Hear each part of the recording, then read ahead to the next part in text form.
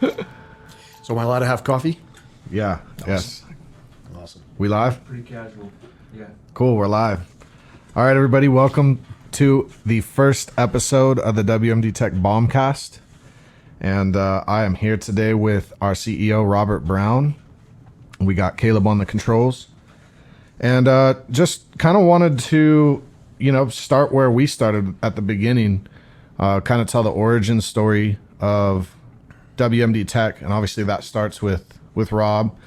And, some other partners in the past that I won't say came and went, but, the dynamics of the company have changed over time. So just want to jump into it and kind of give you guys a better idea of, where we started, what we're doing now, where we're going, some of the kind of, credentials behind everything, and, give a little more insight, a little more transparency, what we're doing here at WMDTech. And for anyone that didn't know, we're HQ'd in Boise, Idaho. But that is not where Robert is from. And we're going to talk about that now. So welcome on, Rob. Hey, how you doing? So, like I said, I just kind of want to start with the origin story. And so part of that's your story. So where are you from and where'd you go to school? So originally grew up in El Paso, Texas. It's been in the news quite a bit. Used to have the most episodes of Cops. Pretty much every time you turn on Cops, it was always El Paso or Dallas, right? Yeah, times are tough in El Paso, I think, right well, now. It's definitely improved, but, I guess it ebbs and flows, right? Yeah. I grew up in the northeast side of El Paso, so it was a little different. I wasn't quite that close to the border. But you could actually see the border from most parts of El Paso. You see the big thick clouds of, the black smoke coming up from the border and blowing over on our side. I remember, during when the Iran hostages were being held, we had a lit star on the side of the mountain, and you could see that lit for, it was several years for the amount of time that the hostages were being held in Iran. We had our star lit. I remember that. So, like, what was it that kind of, why were you in El Paso to begin with? Is that just where your parents were, or you were a military brat, basically, right? No, actually, I grew up, let's see, my grandfather and my grandmother weren't getting along. So my grandmother, I guess on my dad's side, they all came from Ireland and from England. So we're pretty much Irish and English descent there on that side. My grandmother ended up moving to El Paso, Texas, where her brother was living or stationed. He ended up retiring out of there. He was Army, retired. He liked El Paso for whatever reason. So she moved out there to go stay with him. And then my dad came along, being a young redhead. Yeah. And he was a police officer too, right? He was a troublemaker before. He was definitely a troublemaker. It's kind of tough. You're in a northern Mexican town of El Paso. It's kind of considered the United States, but it's more northern Mexico than anything else. Right. So you got this redhead white kid there. He definitely had some troubles when he was growing up. Of course, what do most troublemakers do when they grow up? Well, you become a police officer. So he did. He became a police officer, and so he did that for about 20 years. When he started getting burned out, he ended up going into, instead of taking a lighter schedule, he never wanted to do the lieutenant job. He never wanted to sit at the desk. He wanted to stay in the field. But instead of, taking an easier job, he ended up going into juvenile. So juvenile is one of those things that I didn't really understand a lot. I wasn't really one that paid attention to a lot of the, I guess personal details of folks. But he was getting pretty burnt out, and that really kind of pushed him out because in the juveniles, you got the bad kids you can't do anything to, and then you got the good kids you can't do anything for. So that pretty much pushed him over the edge. He got out shortly after that. He retired as a sergeant. He still lives back there, but I couldn't stand the place. I didn't like anything about El Paso. It's just nothing but blowing dirt everywhere. So you went to high school, everything else in El Paso, and your dad was a police officer the whole time. Like, did you get a lot of, I guess, exposure to the law enforcement world as a kid? Like, did you see how that was impacting your dad in certain ways, or was he kind of like, once he gets home, we don't talk about it? I guess I never really understood it. He always, golly, I was probably the one that he scrutinized the most. You know, I always did everything wrong, even though I never did anything wrong.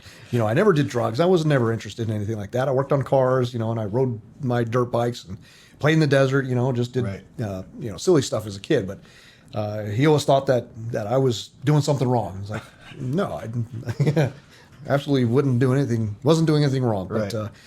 But he ended up, I guess, him and my mom ended up getting divorced. So he ended up moving to some apartments, and then my mom ended up raising us.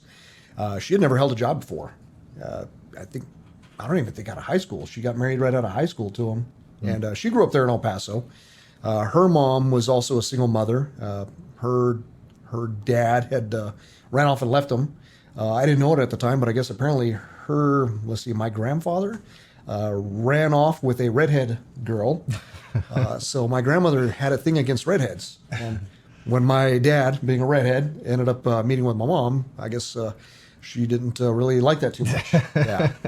So we kind of learned that later on.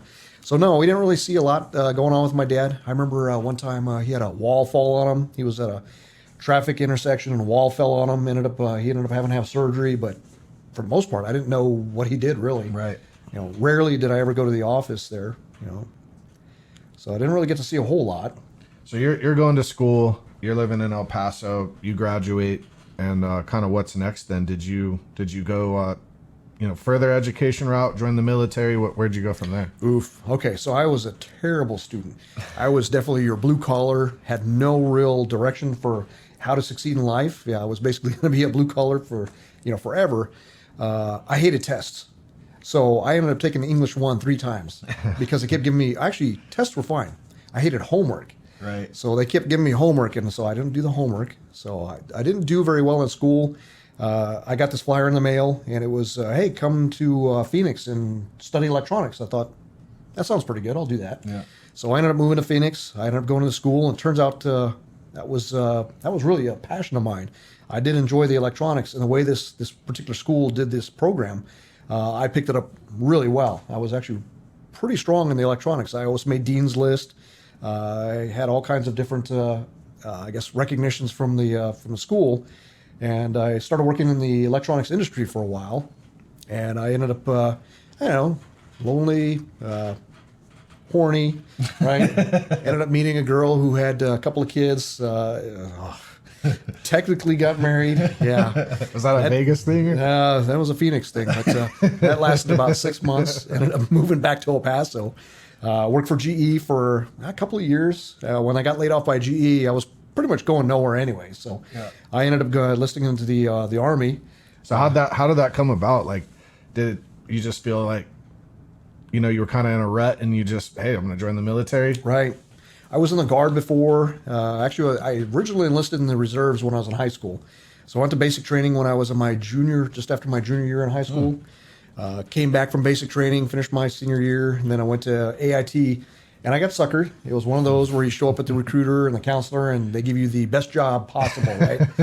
I was a supply guy in a unit, a brand new reserve unit, supply unit that had no warehouse, had no supplies. So we sat down and we read FMs pretty much all weekend long.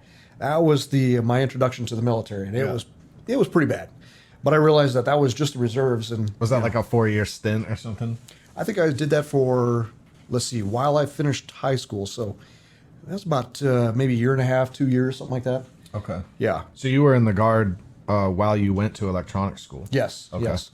Yeah. When I moved to Phoenix, I ended up converting over to the National Guard, which was much better. Still a supply guy. Mm-hmm. Not my favorite job. And so I did that during weekends. So I had a full-time job. I went to school full-time, and then I had the Guard on the weekends, once a month, so it wasn't horrible. And it was okay. I wasn't a very good guardie.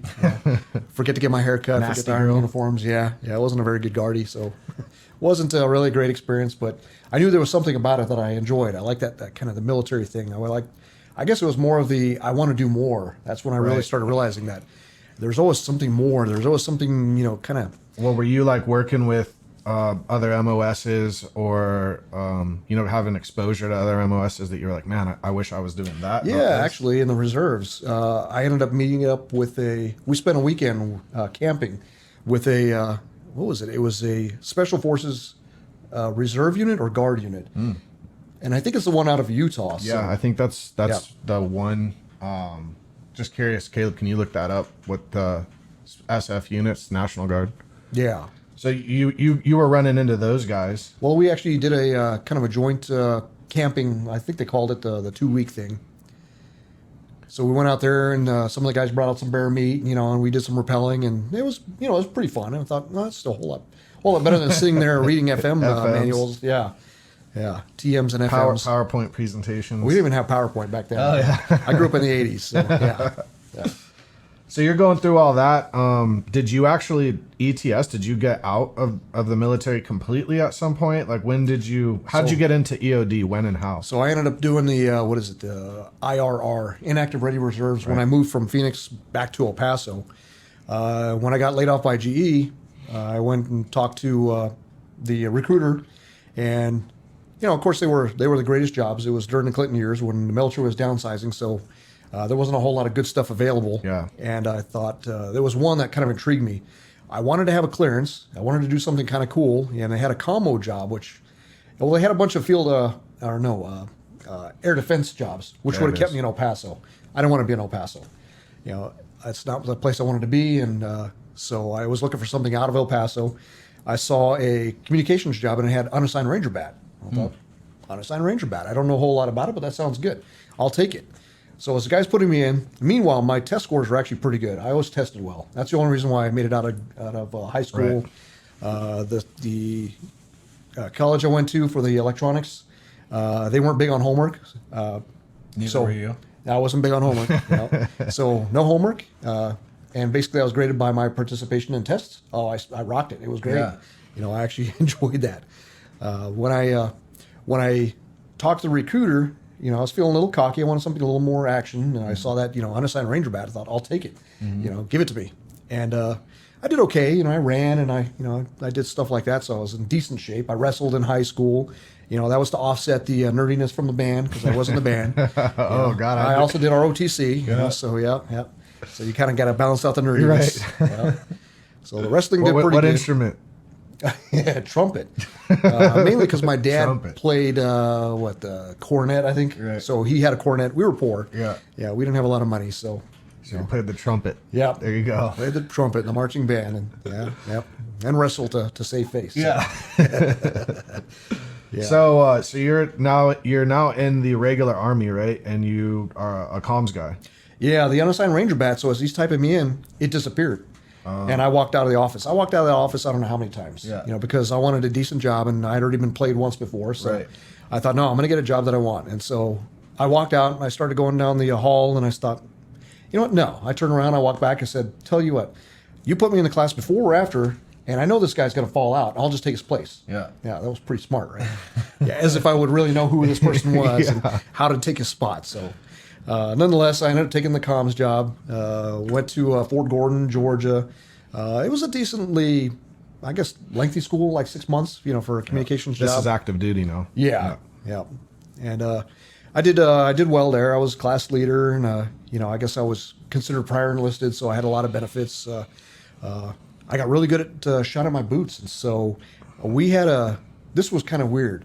We had a drill sergeant who was going through a divorce, so he was never around. So pretty much I was the leadership for my platoon. I was in charge of the platoon, platoon leader. And I remember the other drill sergeant would come and kind of harass try to harass my folks. And I remember one drill sergeant in particular. And my guys actually, my troops actually liked me because I would, I don't know what the hell was wrong with me. I didn't act like a private, but here comes this drill sergeant from the other one. And he was kind of known as the one not to mess with. Yeah, the enforcer. Oh, yeah, he was the enforcer. Everybody was terrified of this guy. So he comes walking over, and he starts looking at my guys, and I kind of cut him off. I step out of formation, and I block him. He looks at me like, what the hell are you doing? He looks down at me. He looks down at my boots, looks up at me, and kind of does this look. And I looked down at him, and I looked at his boots, and I looked at my boots, and I looked back at his boots. I looked up at him, and I did the head tilt. He kind of looks at me. He looks down at his boots, and he looks at my boots. He looks up at me, turns around, walks away. Never had any more issues. Squared away boots. Yep, shiny boots. So I made it through that. I had an interesting experience. So here I am, this kind of fairly young guy, but yet I'm in charge of this platoon. I don't have a drill sergeant, so I'm in charge of these guys. Did they have drill sergeants for your AIT portion? Yes. Yes. Yeah. So when I went through AIT, I think they had said I was the last iteration, just coincidentally, at least for that base, that was going to use drill instructors anymore, because they wanted to make it an educational environment instead of a, like you said, an enforcer environment. Right. So you have drills obviously still at basic, but at AIT you did this long school, which is essentially an extension of basic. Right. In your case, you got lucky and kind of took a leadership role. But yeah, so it's an extension of that. So I ended up, it was okay. I took care of my folks, and they took care of me. We had one guy who was, he was also, I think he was quite a bit older. He was old enough to go drink, and he had some issues, but I always had, my guys take care of him, to the point where he would come back drunk sometimes. He'd open up somebody's wall locker and he'd start relieving himself in their wall locker. So they'd have to clean that up. He'd sober up, and I'd make sure he made it to formation. So, So were you were PFC? Yes. Yeah. Were you like the highest ranking? No, there was a couple of specialists. But you were there. prior service. Yeah, I ended up getting. Just pushed in the role. Yeah, there's a few guys that were kind of. They thought, well, I should be the platoon leader, and we almost had elections. Right. And everybody just kept picking me as to be the platoon leader. I remember one incident when I'm laying in bed. I finished shining my boots. I got everybody else doing their regular stuff around the barracks, cleaning up the bathroom, and just kind of winding down for the night. And I hear a couple of my folks come running out. It's like, Private Brown, Lewis has been stabbed. I was like, this is kind of weird. And I'm not very fast to react to stuff like that. I want to assess first before I go out there, and I don't lose my mind very easily. So I go out there, and I, sure enough, there's one of my tallest, goofiest guys holding his guts, or holding his stomach, and he's kind of falling over. I'm thinking, what happened here? I guess apparently he was cleaning the room. There was a little short guy. He was definitely one of those, short man syndrome guys, spunky little guy. And Lewis, very nice guy. He was just a nice guy, big, kind of goofy, nice guy. So he ends up going over. He's tired of this guy not helping him out.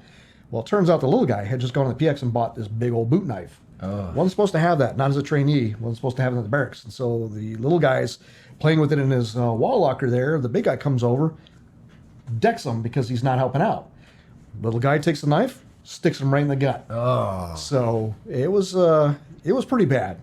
So the big guy comes, I guess, wandering out, and he kind of falls down. And then I'm out of my room, and I see him, and I'm thinking, this is okay. This is probably pretty bad. So I do everything wrong, medically wise, right? I knew he had an abdominal wound.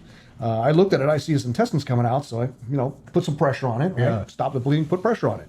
I guess for intestinal wounds, you're not supposed to apply pressure. You're supposed to just let them come out. Right. I put pressure on it or something. Yeah. So I had somebody grab me some clean T-shirts, and I went ahead and I was applying pressure with the clean T-shirts, and then he wanted to curl up in a ball, and I had him elevate his feet, and I had him keep his legs out. I was supposed to let him curl up in a ball, right? So okay, strike two. I was doing that wrong. He was hurt pretty bad. The drill sergeant that we had, kind of off and on, he ends up showing up. I don't know where he came from, but he showed up. I don't know if he had duty that night, and so they made him show up. But he shows up, and I remember kind of looking over. He's got his back against the wall, and he was a light-skinned black guy, but he was gray, almost nearly white. He was crying. He had tears down his eyes. He was just up against the wall. Didn't say anything to anybody. Didn't do anything. He just stood there and just kind of, Was cried. he like he was in shock essentially from the situation? I think so. I mean, Yeah. what could you do, right? Yeah. You got a guy with his guts coming out, so. Was there just blood everywhere? No, there wasn't a whole lot of blood either. It was kind of crazy. Just his guts were coming out. He kept complaining about his balls. His balls. And, I scolded him. I was like, shut up, Lewis. There's nothing wrong with your balls. You got a little cut in your stomach. Just knock it off. Yeah. And he went into shock a couple times, and I'd yell at him. That was the only thing I did right. He started going into shock, and I woke him back up. Snapped him back into it. Snapped him out of it. I said, knock it off, Lewis. It's a little cut. Don't worry about it. You're fine. So he came to, and I kept him awake. I kept him conscious, and that was the only thing I did right. When the little EMT shows up, she was kind of, reminds me of police academy. the little black female with the real tiny voice. You know, I can't remember her name, but she ends up taking a bigger role at the end. You know, and but this little female EMT shows up, and she's just real sweet. You know, talking to radio, and she's saying, "Okay, honey, let me take a look." And I told her, "I was like, no. You know, go get the stretcher. Yeah. You know, we need to get him out of here. We need to get him to the hospital." And she says, no, it's fine. It's okay. You know, let me see. I said, no. I said, call for somebody to come up and help me get this guy down. And she says, no, it's okay. It's okay. I was like, okay. So I let go. She lifted up a shirt, and it looked like a can of Cheese Whiz. His intestines shot up in the air and fell back down on his chest. Oh. It was pretty. It was kind of interesting. She stopped. She started crying. She got on her radio. I need help.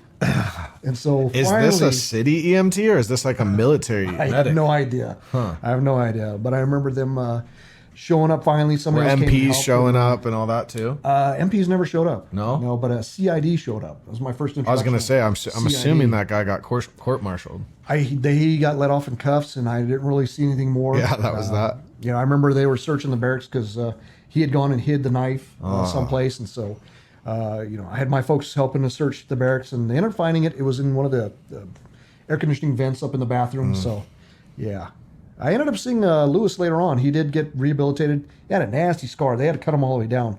So what had happened is it was whatever the artery was that feeds the nuts. Yeah. Had been severed. His intestines were also severed. So that's why his balls were hurting. Yeah, they were literally dying. Literally not getting Yeah. any blood. Yeah, they were dying. You know? So yeah, he was. Did he hurting. keep them? I don't know. I, didn't ask that I guess he kind of probably question, wouldn't have told you anyway. I think about those kind of things. Yeah. I'm just glad I was happy to see him. You know, he was. Yeah. He got recycled later on. He was when I was getting ready to graduate. He had this sad look as he's watching us, you know, come by doing our cadence thing. And This I was is just comm happy. school, right? Yeah. Yeah. Yeah. Yeah. I was just happy to see him. You know, he had survived. So yeah, I still have his picture. That's kind of oddly crazy. enough. It's almost creepy, right? Yeah. You know? Yeah. I think I got a letter of something from the commander of the unit, and that was it. Yeah. For your poise and dedication to the team. I right? guess. Yeah. You know, it was just one of those things. I just had this, I guess apparently had this ability to tune out a lot of stuff, and I could just focus on the task at hand. And even though I did everything wrong, I kept him alive, or at least I kept him conscious. Right. You know, I don't know if I really saved his life or not. I just know that I kept him conscious, and luckily we got some help that got him out of there, and, you know, he got That's crazy. taken care of. Yeah. Well, and that's kind of cool, like with social media, because this is still the 80s, right? Yeah. So with social media being the way it is now, maybe you can look him up and tell him to watch the podcast. Yeah. All right, so you're in comm school. You're going through it. You're taking, you know, kind of some leadership positions and stuff. How does this lead into EOD? How does that contribute? So the communications wasn't a bad gig. You know, I did it for about 4 years. I remember showing up at my, I never found that guy who had the Underside Ranger badge. So, you know, I was going to be a regular guy. I think I was going to Fort Drum, New York. I was supposed to be, I guess there was a unit in Somalia. I was supposed to be going and joining them in Somalia. Later on, it became a movie. That unit was mobilized over there already? Yes, yeah. Later on there was a neat little movie, Black Hawk Down. I guess I was going to be supposedly going to the unit that was over in Somalia. That could have been Rob running. No, we were going to have been that other force that Support. showed up eventually Yeah. later on. You know, they did get the 10th Mountain to go and help. We would have been follow-on, so nothing, you know, nothing cool, nothing serious, you know. But I remember there was an 82nd recruiter that came through, and it was kind of this weird thing. I was in a weird position there at this school. Everybody else was treated like, you know, young privates, you know, basic training style. You know, you don't have a lot of privileges. You're constantly running in fear from the drill sergeants. I didn't have anybody mess with me as a drill sergeant. And then I had the senior drill sergeant caught me one day and called me down the hall in front of the first sergeant. He says, so what's this rumor that you're dating a female in the unit? And I was like, oh, that's just a bad rumor. Yeah, I was dating her. Yeah. Fraternization? Yeah. Was she a higher rank? She was also prior enlisted. She had a vehicle, so during the weekends we go take her car and we go to the lake and, you know, yeah. So yeah, I was dating her at the time, and so I denied the whole thing. I was like, no, we're just friends, like brother sister, right? You know. And he grabs me, he pulls me across the hall, slams me against the wall, and he says, Private Brown, it's like, don't ever let somebody punk you out. Don't ever let somebody punk you out. I was like, yes, Drill Sergeant. Yeah, he was a great guy, you know. He just, he really kind of looked out for me, I guess. And for whatever reason, I don't know, maybe because of the situation where I didn't have a drill sergeant, but I still, Right. kept my kids in line. I didn't have to do a whole lot, it was just protect them and ask them to do stuff. And if they didn't, you just scold them a little bit, just like kick I them guess, ass. Yeah, or like raising kids, or like raising kids should be. Right. And so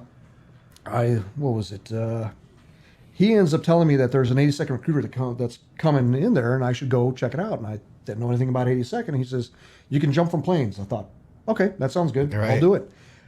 So I signed up for it, and it's a volunteer organization. So I ended up doing that. So instead of going to Somalia, I ended up going to Fort Bragg or Fort, Benning, right? Benning, yeah, for jump school. I did that. That was one of the easiest schools ever in my life. So you got your airborne badge. Yeah. It was like a 2-week school. Right. I don't know how everybody fell out. I guess apparently the military was pretty, I was a good fit for it because everything was easy for me in the military.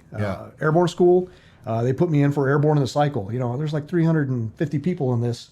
Well, after I was getting done with the school, we were down to about 150. And I thought, how are people falling out? You just got to be able to run, and you run at a snail's pace. You're running in your boots. What's the big deal? Yeah.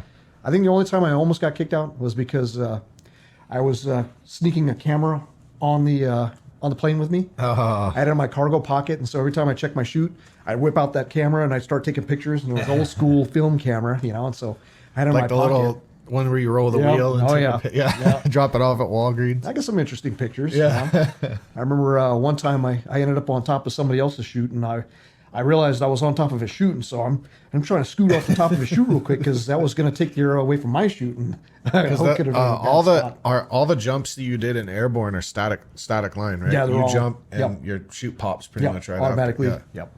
So the only thing you're really doing is making sure it open, and then making sure you're not all twisted up, and then that's it. You come on down, and you just, there's the PLF, which is just nothing but a controlled, splat. There's no real form to it. You just splat, So I remember going through the JMPI where they're checking you out, and the guy checks me out. He goes through, and I've still got my camera in my cargo pocket. He goes to smack me in the ass, but he smacks me a little bit low and hits my cargo pocket. And he's like, "What's that?" I was like, "What's what?" "What do you got in your pocket?" I was like, "I got my ID." He's like, "No, the other pocket." I was like, "Oh, we were taking pictures of friends last night. I put the same reviews on it." I happened to slip this in today. I was like, "Oh, that was an accident." He's like, "Get out of here." I was like, that would have been my exit out of jump school. Did you keep the camera? Oh yeah, of course. Yeah. Took some more pictures. Yeah. So you get through airborne school and you're in Benning now, and you were in drum before that, right? No, I never made it to drum. Oh, so okay. I was in Gordon, did the 82nd volunteer thing, got over to Benning to do jump school, and then from Did Benning, you think about, like, once you got through airborne, because now you got a taste, I guess, not necessarily tip of the spear, but you're starting to do cool guy stuff. Did it cross your mind, like, man, maybe I'll go to Ranger School after this, or Air Assault, or this, or like other schools? Well, I didn't know a whole lot about what was out there either. Probably like most young, kids who don't like to do homework. Right. I didn't really know what was out there, so I knew there was something SF, but I didn't know how you get into it. I knew there was the unassigned Ranger badge, but I didn't know how to get into that. I just knew that I volunteered for the 82nd. They took me, right. And so I'm going over to Bragg, and I got assigned to first to the 504th. It was a light infantry unit, which was a blessing, because I could have gone to a support unit or field artillery or something like that. And I'm not real big onto tents, setting up tents and hauling a lot of, comms gear and working on vehicles and stuff like that. Just not my thing. Right. I'm responsible for what's on my back, and I'm in decent shape, so I get a radio in addition to my stuff, and I carry the radio around. It's like, okay, I could do that. And I remember I ended up getting picked up for the RTO position for the battalion commander. So this is a light infantry unit, and I'm doing okay. I actually got to the point to where I maxed out my PT test every time, and I was on the 300 plus club. So in the infantry, you got your little 300 plus patch. Right. You don't get messed with a lot, so I could go do my own thing. So start making it through the ranks. I get my own guys, and running was where everybody struggled. So I ran. Are you still enlisted at this time, or had you made Yes. it to E5? No, I was still. I think I was still PFC when I got there. Oh, okay. remember I showed up Thanksgiving. What was this? I think this was 1992 or 1993 when I show up as private first class. It was Thanksgiving evening, and I remember the battalion sergeant major coming through and just kind of. He was a really nice guy. I didn't really see him a whole lot, but he said, "Welcome to the unit," and enjoy the meal. And Right. it wasn't this big scary yell at you type guy. Right. Just really warm and accommodating. So I ended up doing that.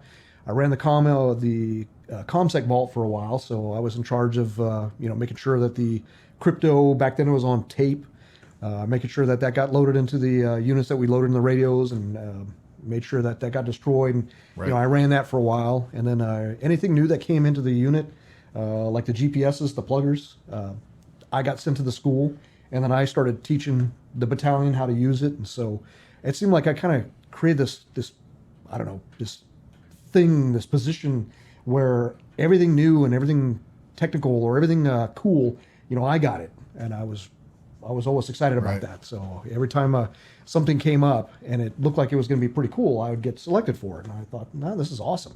I like the military. Yeah. you weren't in any of the bad kid lists or anything like that. No, Yeah. no, and there's plenty of them. Yeah. Yeah. There was plenty of I them. was one of those. So, all right. So you're now there. What you said, the 101st unit? No, the first of the 504th Okay. Parachute Infantry Regiment. You're doing that.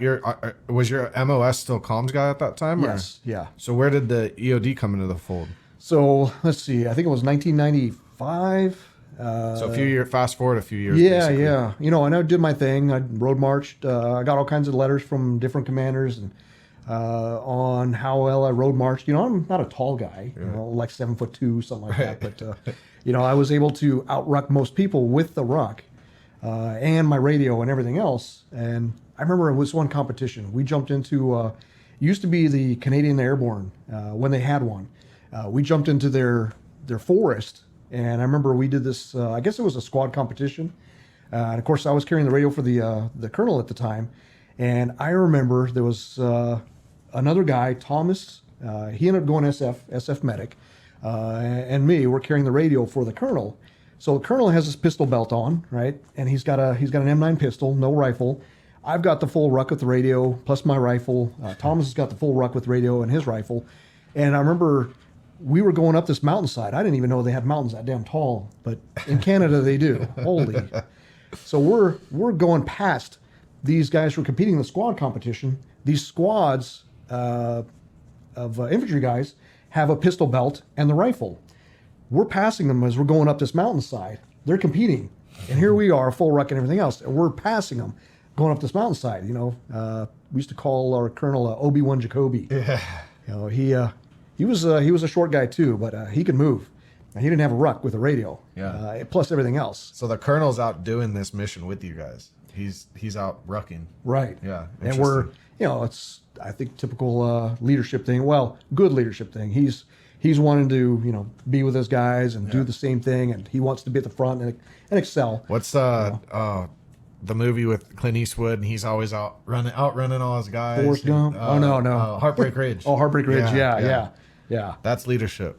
So that was interesting. That's when I first, I think I fell over at the end of it. We got to the top of the mountain, and he goes off to go to the talk that they've set up, and I'm sitting there, and I was out. A little dehydrated. We're passing the squads that are competing, and we're actually passing several of the squads going up this mountainside. So we were moving out. We were beating them, and they're competing. Yeah. It was crazy. So out of that, 1995 comes around, and there's this little country in the Caribbeans there.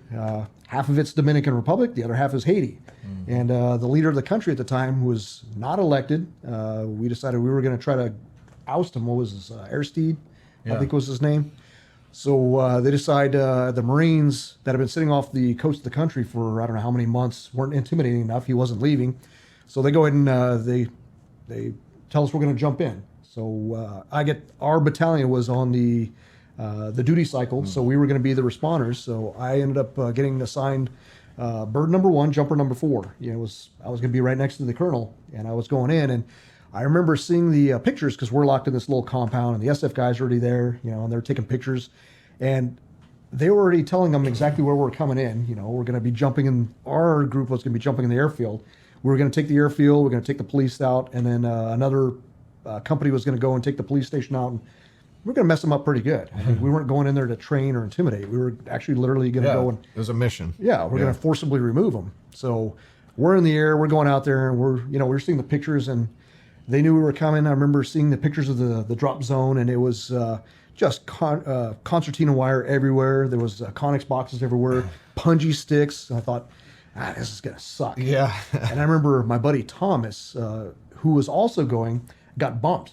There was people from all down the street that needed to be on this combat jump, for whatever reason. Even though they never trained with us, even though they never had any real role before, well, now suddenly they're critical to this and they need to be there. So people were getting bumped left and right. How many guys were in your platoon? I guess was your platoon or was your whole battalion go? So out of the whole platoon, because it was the comms section for the whole battalion, I was the only one that ended up going, and I was carrying the radio for the colonel. Some lieutenant. So again, you kind of got lucky. You got the toys and you got to go on the mission.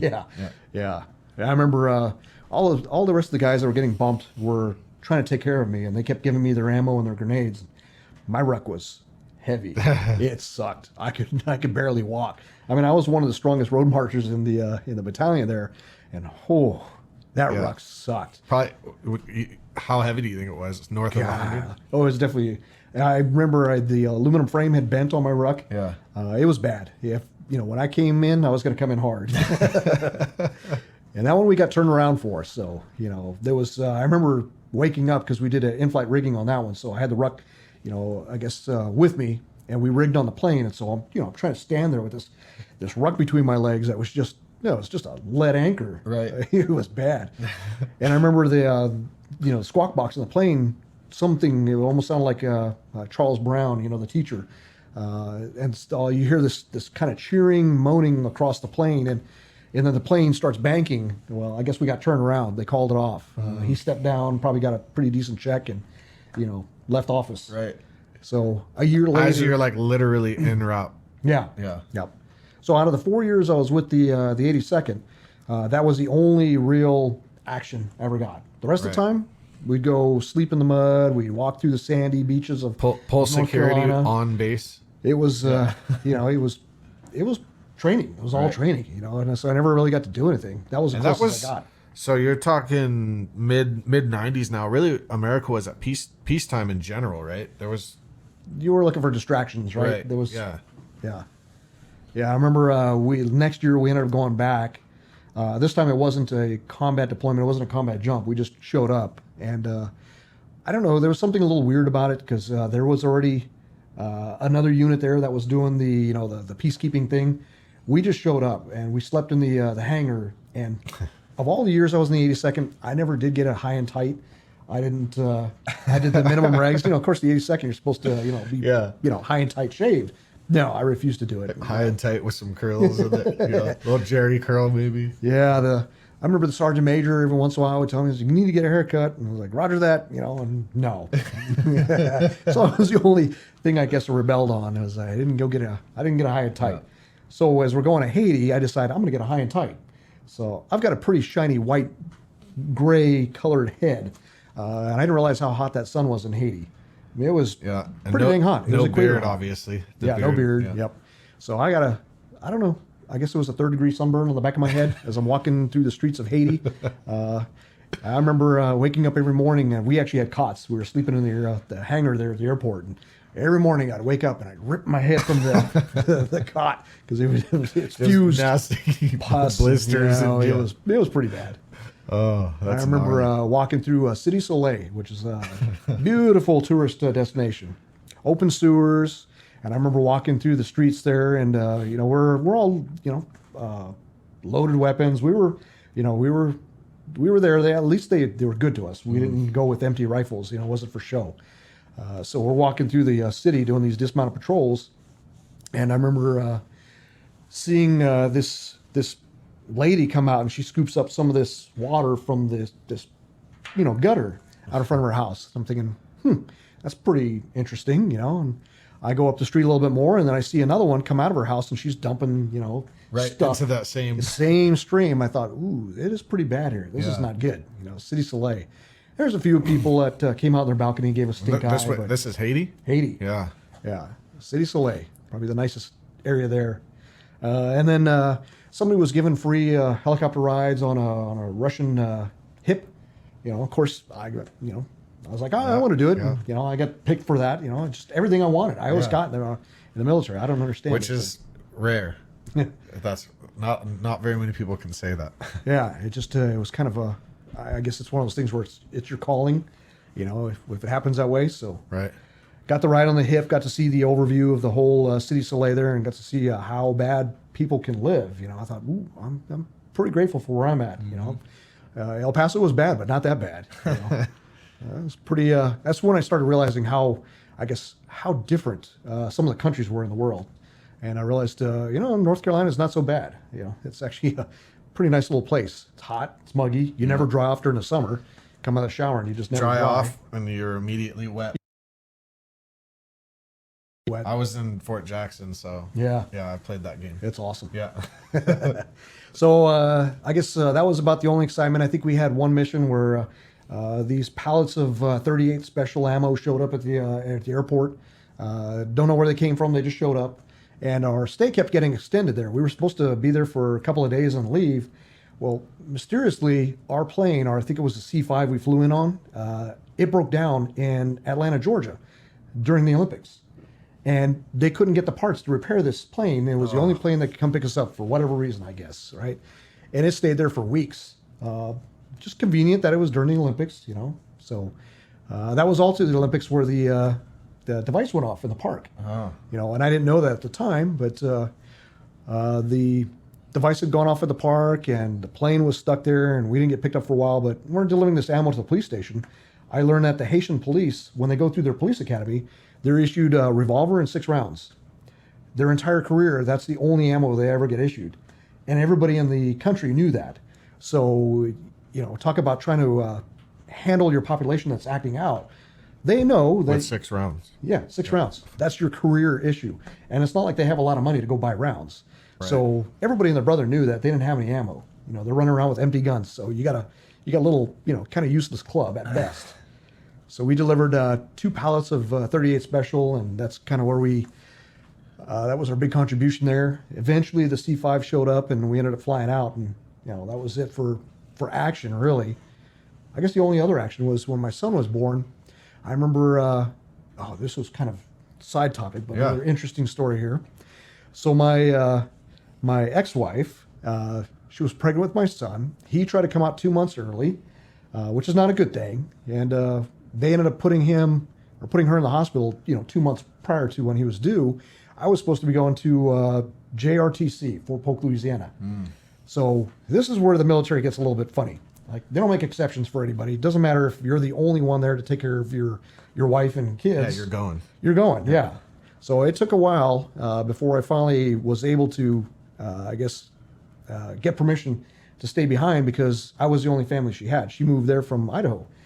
She moved there from Sun Valley. Which is, I guess we'll get to this later, but consequently what brought you back here. Right. Yep. That's part of the stars aligning. Yeah. And so she's there. They end up putting her on a magnesium drip to hold him in there. They give her, steroids, so his lungs will develop, because that's the last thing to develop. And I remember, for whatever reason, the military does get cheap. They are going to go ahead and deliver him in this military hospital. So he's going to be a month early, so he's going to be a preemie baby. There's some risk issues there. They decide not to do an ultrasound for whatever reason. I guess that jelly is too expensive to do an ultrasound for high-risk pregnancy. Their idea was that they were going to go ahead and deliver them there because it's cheaper, and then rush them both down to the local hospital and put them in an incubator over there. I thought, that sounds terrible. But what choice do I have? Right. I'm just an E5 at the time. System. Yeah, that's just the way it's going to work. It's like, okay. So they ended up, for whatever reason, it's just one of those things that happens. Somebody stops. She stops having contractions. Somebody has, maybe a hand put on their shoulder. Maybe it was my grandmother. They said, that's not such a good idea. Okay. So they ended up putting her in an ambulance, rushing her down to the local hospital, and they find out that, he's breech. He's preemie and he's breech because they actually did an ultrasound. Right. And so they ended up, cutting her open there. It was the emergency C-section, just a big vertical, nasty cut, Right. I remember I was allowed in there and I got to watch as they're doing it. And I remember, if you've never seen that happen before, it's not actually as clean as you see on TV. Right. No. They're having to saw through some of the strongest muscle in your body. They're cutting, they're ripping, they're cutting, they're ripping. And it was pretty amazing. I think they do it different nowadays, though, right? Well, normally Like they a do the side little cut. bitty. Yeah. Now, she didn't qualify for that. Oh, This man. was the emergency. She got the butcher treatment. Yeah. So I remember we're recovering, or she's recovering. Well, not like I had to recover, right? She's recovering in the room, and I remember that morning after my son was born, we turned on the TV and we're watching TV, and there we see the Oklahoma bombing. So he was born the day before the Oklahoma bombing. Wow. So it's just kind of all these weird little things that have happened during my lifetime that kind of almost set the stage. Yeah, setting the stage to use that electronics knowledge in the EOD, right? Right. And there was a couple other famous things that happened. I remember the Pope Air Force Base crash. Yeah. There was a few serious injuries. I remember being on that drop zone or the green ramp all the time, laying there with, all your gear on, and you're not really mobile. It's not like you can jump up and run away from a ball of flame coming at you. There was a lot of people that got killed and hurt there. But I guess an F-16 had clipped a C-130, fully fueled C-130. Fireworks. Ended up ripping the tanks, and that fuel, you just see how it just spread right through all of the guys who are getting ready to get on that C-130 and right up to the buildings. I mean, it was bad. I remember seeing that. And I remember being there for the Towel Sniper Stadium deal. There was another brigade that was assuming the DRF cycle. And there was the battalion. They also have a formation of this Towel Stadium. And they were all lined up there getting ready to do the duty cycle. And the stadium's kind of weird. It's got this really raised hill there. You'd run PT on it if you wanted to hurt yourself. You run up the hill until you lose traction and you fall back down. It was just crazy steep. It was surrounded basically on three sides. And the backside went down to the woods. And then down below was the JFK Center where all the special forces got their training. And there was apparently a guy who was having some issues with his wife, didn't want to get deployed, something. He ends up taking his AR and he starts picking off people. And there was plenty of people to pick from, and they had no place to go. They couldn't make it up the hills. So luckily there was some SF guys that were running, and they heard the weird shots coming from the wood line. So they went over there and they worked him over pretty good. I think they broke his arm. Should have done a lot more. But right. I remember coming back from road march. We had done an airborne op, and we were road marching back, and I remember hearing the shooting, and I thought, that's a weird sounding range. Right. And we got blocked from coming back into the division area because they had, they didn't know where it's coming from, so they basically shut everything down. Huh. So you have, several points of experience now with either the terrorist stuff or the devices, Atlanta, the Olympics. So did it cross your mind, hey, I might be interested in this, or I know for sure, to me, it doesn't seem obvious how close electronics are related to the EOD world. Like, if you didn't know anything about it, which I was in the military and I still didn't really know a lot about EOD, but it's probably one of the most important, skill sets that EOD techs will use or can use. So how do you become aware of EOD and get into that? So crazy enough, at the time, I've kind of peaked there at the 82nd. I mean, we're not doing a whole lot. Yeah, I could go ahead and continue to stay there and make rank, but really, I wasn't. And you were E5 by now. Yeah. And there wasn't really a whole lot going on. Not a lot going on in the world. I mean, it was just, you're going to do the same thing over and over and over. And I remember one time that I think kind of tipped me over the edge was my son's birthday. We came back from the field like 10 o'clock in the morning, and this was Sunday. My ex had scheduled a birthday party for him at like 6 p.m. I thought, oh yeah, well, I'll be able to make it, no problem. Yeah. I think it was about 10 o'clock that night when we finally got released, because one of the sections decided they were going to make an example. They were going to have their platoon clean weapons to their standard, and so if they're suffering, everybody's suffering. And so I ended up missing my son's birthday party for no reason whatsoever. Right. We were coming back from the field, and it should have been no reason for that. But I remember my buddy Thomas decided he was going to go SF, so he was headed off to the Q course, and I thought, I got to do something too. And I was walking through the building there, and I just happened to see this poster on the wall, and it was a guy in a bomb suit, and it had all these different pictures in there, and I thought, what is EOD? I don't know anything about it. So I talked to my buddy Thomas, and he looked into it, and he says, that's actually a pretty cool thing, EOD. I would have done that too. You get to be a bomb tech, and I thought, I'll be a bomb tech. I'll do it. Yeah. So I went to the tryouts for it. They had a EOD unit there on Fort Bragg, 18th EOD. Is EOD considered a MOS in the U.S. Army? Yes, it's an MOS in the Army. But it always is acquired secondarily, right? Like you can't enlist as an EOD guy. Yes, actually, I found out you could. Oh, okay. Yeah, there were people that could, and it was off and on. There was Rules kind of like SF. At SF, I guess one of the differences through the times that I had gone through, SF, you could not enlist SF off the street, so you couldn't come in as a private, right? But as a SEAL, or you wanted to be a SEAL, right? You could come in off the street, and you could be a young kid and become a SEAL. So the attrition rates were really, really, pretty high for SEALs because they're young kids that have no experience, getting introduced to this world. And I don't know, I don't know which was more successful. You definitely had more experienced, more mature folks going into the SF community, than the Navy. But I think the Navy kind of sometimes gets that the surfer dude, I guess. Frog man. Yeah, kind of that image. And I remember Thomas going through, and when he was going through his 18 Delta course for the Special Forces medic, he was talking about looking at the two different groups. You had the Army guys are going through SF and their experiences and what they were talking about. It's like, in Grenada we did this, and it was always deployment, it was always mission related stuff. And then you had the SEALs that are going through the course and like, I remember we got so drunk in Coronado that, it's like, and so he had made up his mind that he wanted to stay Army. So when we talked about the OD program, I didn't know anything about it. I just knew that, sure, I'll be a bomb tech. So I ended up putting in for it, and I didn't know that you could have came off the street. Some folks could, some folks couldn't. Right. This was just after they had the rules change a lot. Yeah. Oh yeah. Depending on how if they need it. Or right. Not. So that was essentially like a recruiting poster that you saw. Like they were trying to fill slots. Yep. Yeah. Yeah. It's just kind of coincidence. One of those things. When you see the writing on the wall. Yeah. It's probably pretty good reason to look at it, read it.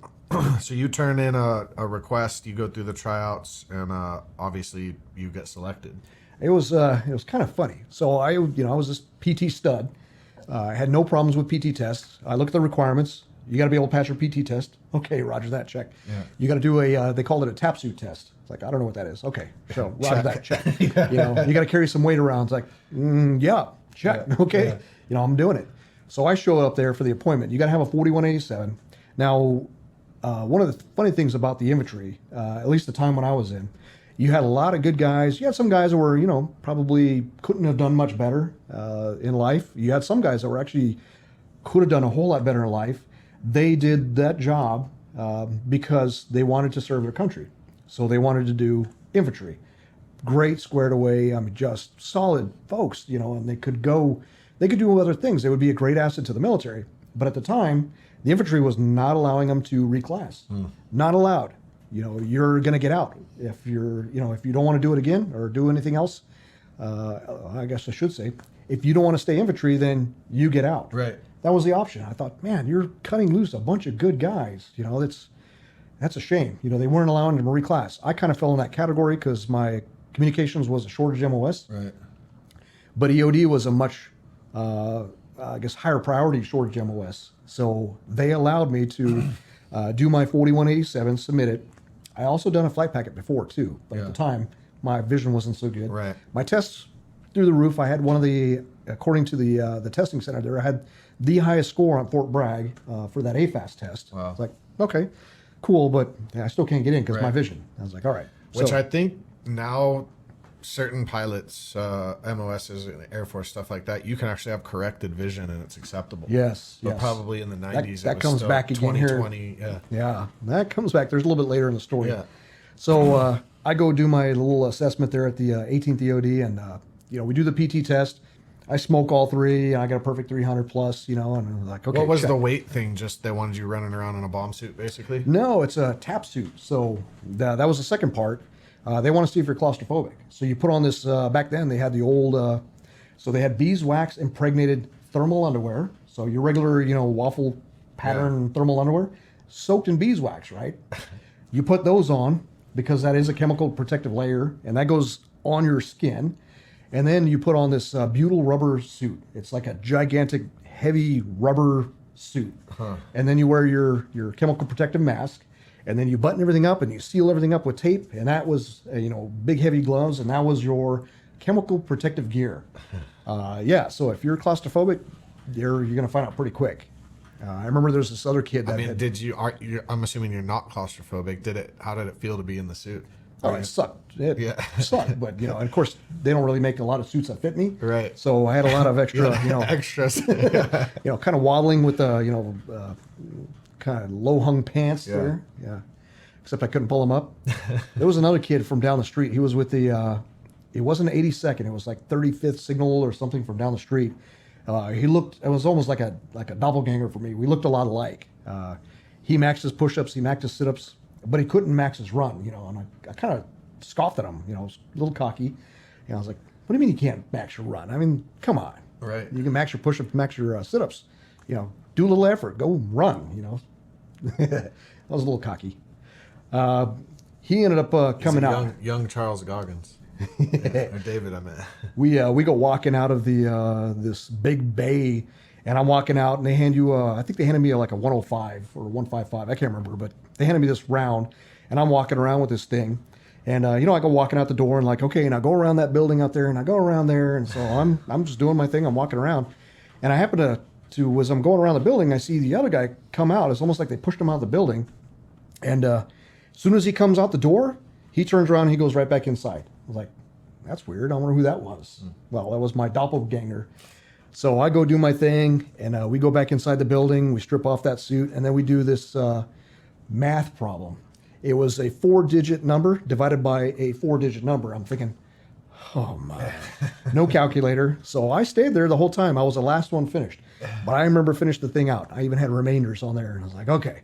And I remember one guy stayed behind because this was after closing hours for them, and one guy stayed behind. He's like, he's like, okay, great. I handed him my paper, and I go back. I think they said, you could go back a week later to go get your paperwork. So I go back to get my paperwork, and the guy kind of looks at me. He's like, what are you here for? I was like, to get my paperwork. I passed my assessment, right? He says, no, you failed. I was like, what do you mean I failed? He says, you didn't finish your tap suit walk. I was like, what do you mean I didn't finish my tap suit walk? I said, I walked all the way around, and I even explained the whole thing about the math problem, and I was the last one to finish it. He was the one that was there with me when I finished. He kind of looks at me, he's like, I guess apparently they gave the paperwork to the other guy. I was like, you got to be kidding me. Damn. So you had to redo it. No, I ended up getting my paperwork. He just kind of looked at me, he's like, yeah, I'm not sure about this. Like, I just described to you every single event that happened. The fact that you stayed here with me to finish this thing, evidence was on my side, So yeah, I did get that. I ended up going to EOD. I ended up being a class leader. I'm one of the few guys running around with the Maroon Beret. And usually you have an officer in charge of your class when you go through EOD school. Again, I don't have any officers in my group as I'm going through class. So here I am as an E5. I'm class leader, leading a group of young Air Force. And was there any first time classing guys? Like, was there a lot of youngsters? All the Air Force kids were all youngsters. They were right off the street. So you were the old prior service guy that's going through school. Yeah. I think the Army guys, there was 4 of us from the Army. So this was a joint service. Service. Okay. Yeah. The EOD school is a joint service program. It's run by the Navy. It's pretty much run by the Navy. So this is still late 90s, right? This is, yes. I think I went, my daughter was born September 4th of 1997. So I ended up going October 4th of 1997 to EOD school. So it was still down in part of it was up in Indian Head. Was this in this era of EOD was Army was it still very Navy focused EOD, or did Army have a bigger role at that time? So I didn't learn till later on that that Army EOD is combat services support. Right. Which, okay, what does that mean? Well, it means that they get the same funding and the same priority as the cooks, as the mechanics, as the supply guys. Right. So you need additional training. What for? You're busting duds. So Yeah. that's really what the Army program was set up for, is busting duds. And it just, I don't know why, but to me, I feel like the Army makes the most sense to be like the lead EOD guys. Right. And the Navy makes the They have least the sense. most EOD folks. Well, and just boots on ground in country over there, Right. sheer volume. Right. And Navy, I'm thinking ships, water. Of course, we know the Navy does other things, but maybe underwater mines, just, things like the Navy would deal with. But it's kind of weird, if you needed to BIP something or if you had it going on, you'd actually have to call in a Navy or a Marine guy, right? So if we had to biff something, so anything dud related, that was pretty much, at the time it was divided up amongst the different services. Army was land, Navy was water, Right. Air Force was inside their area, their airport, Right. basically. They weren't allowed to leave the wire. Marine Corps, I really never ran across any Marines before, so I didn't know what they did. But they do a lot of the inerting, Right. they do a lot of the, what do you call it, exploitation. Were you trained to do like disposal? Just disposal, Okay. pretty much. Okay. Pretty much, and you got the conventional stuff. You go out there and my hand grenade is Right. didn't fire. It's like, okay, go out there and deal with the hand grenade. Or Right. when I was after EOD school, guess what my first duty assignment was? What? My favorite place in the world that I wanted to always live in, right? Fort Bliss, Texas, El Paso, Texas. Yeah. They, I So you're think going home. I think they thought they were doing me a favor, but oh my goodness, no, not what I wanted at all. Yeah, so I didn't realize that Army was combat services support, and the leadership had grown up that way. I don't know why, but that's where the leadership was comfortable with. I do have some issues with the. I guess I had issues because I wanted to develop. I wanted to do more. Right, I had issues with the leadership because they like things manageable. They like busting duds. Don't do any of this other stuff. Don't Bring suggestions. No, you're busting duds. Right. That's what you're doing. That's what you're paid to do, and that's what you're going to do. Part time. The rest of the time, so you're going to do that this much time. The rest of the time that you're in that unit, you're doing the maintenance, the vehicle maintenance. You're doing the supply. You're doing the. I think every once in a while you get an admin kid in there once in a while, but usually not very often. So you're doing the admin stuff.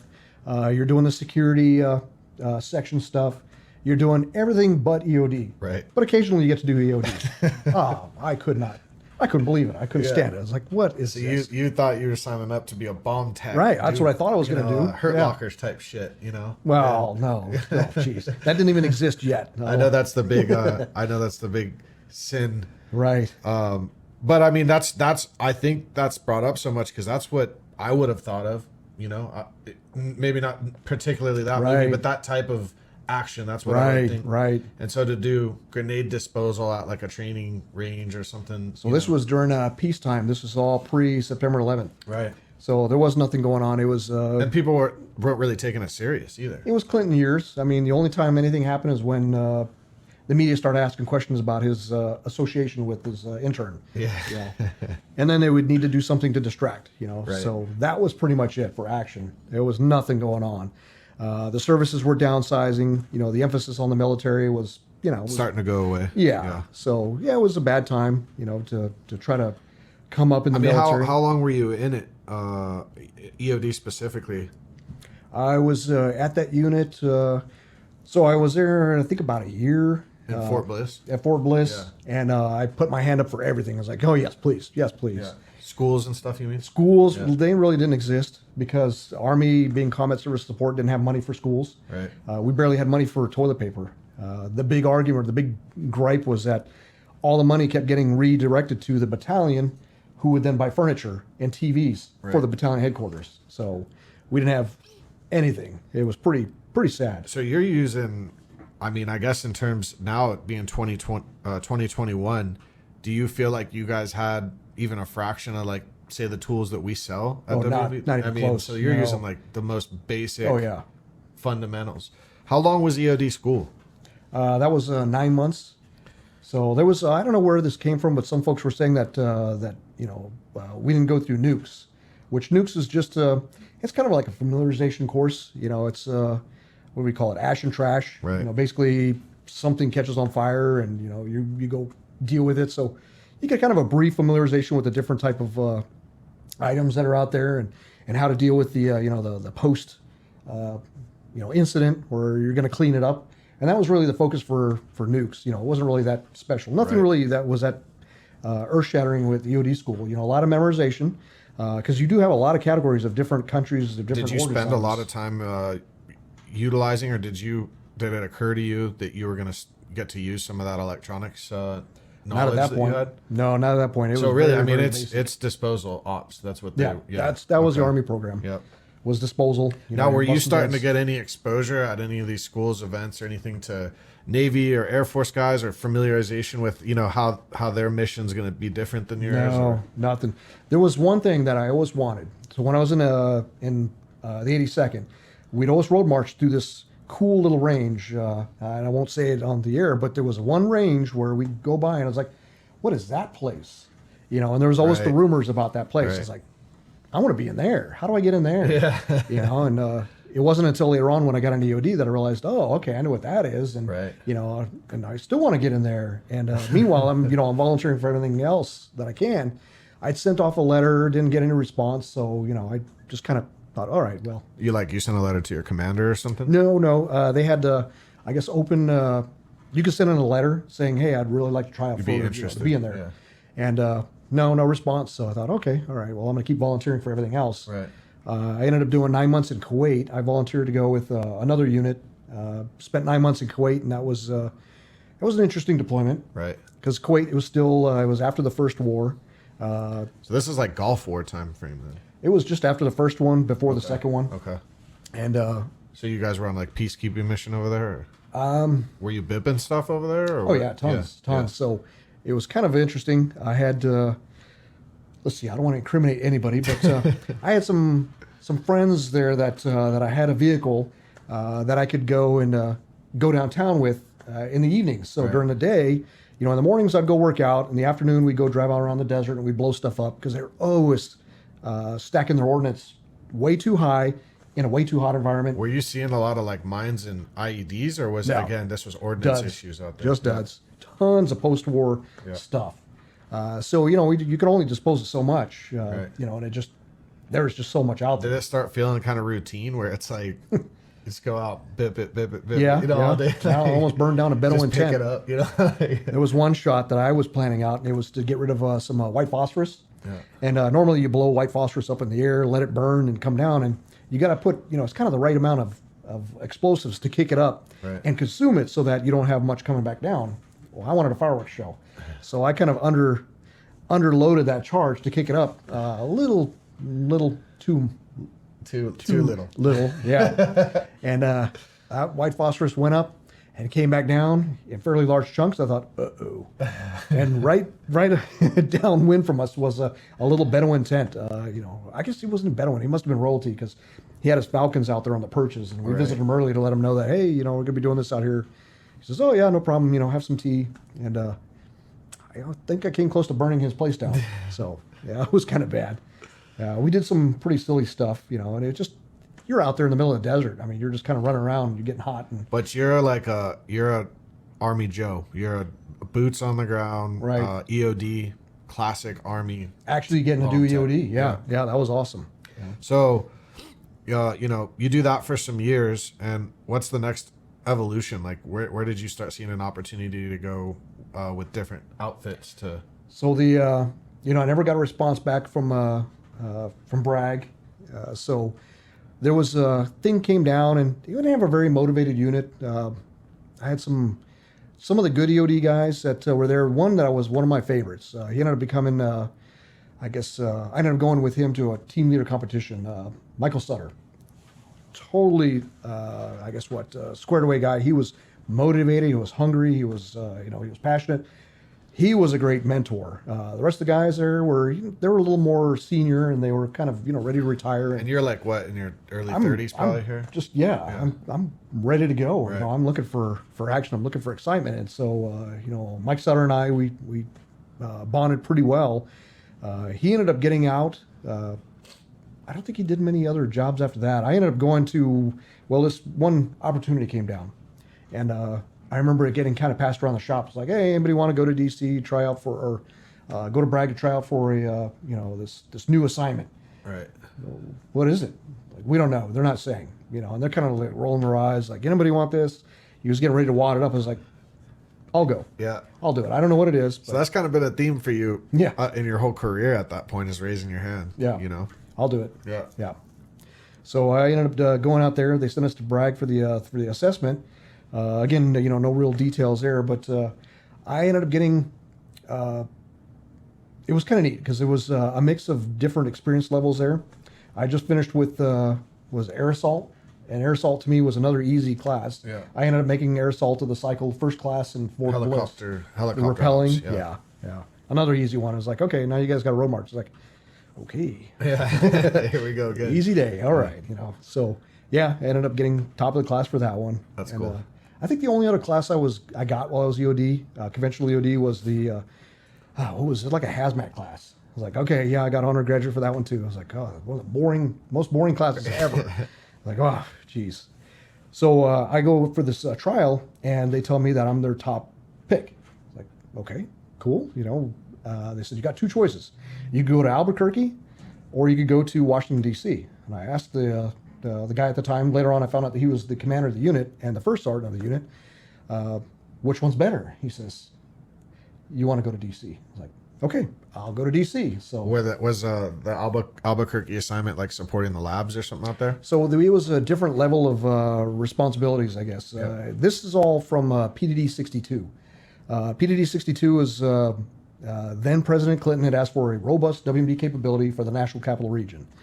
There was kind of this is kind of a strange, flux, right? The Department of Energy has always been tasked with being the lead responsible organization for nukes, whether they're, power generating, or whether they're weapons, or whether they're improvised. Right. They were the lead responsible organization, sort of. And this is how I understand it, is that they were the lead organization.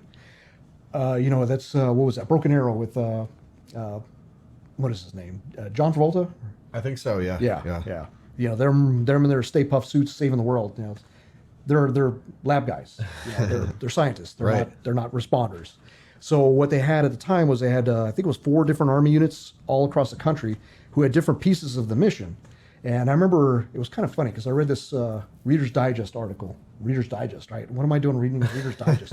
Things just kind of fall upon me, and there's always the writings. Shitter material. Yeah. So there it is, Reader's Digest, going through day 1, day 2, week 1, week 2, and this is a supposed device, nuke device, Yeah. and how Nest was going to come and take care of this. And so I kind of chuckled because I was already in that program then, and realized Right. that, that's definitely not, well, that was the mindset, for the longest time. That was the mindset that it would be something like that. You'd have all the time in the world to work on it. But in reality, you look at all these different events that have happened. You got Atlanta, you got Oklahoma, you've got the Kobar towers, you've got the coal, was any single one of those one of these devices? I want $1 million, or Yeah. never. Yeah. The bad guys just don't operate that way. It's like, so we really need to have a capability that can move very quickly in the event that you can intercept something before they've had a chance to deploy it. That was really the only hope. So you're sort of, for your career trajectory, you're transitioning out of that Army Joe, boots, bipping, all that stuff. Right. And now really, this is more like a capability creation, or it's a brand new program. Yes. You go, you get selected for that, you ship out, you're in DC. Right.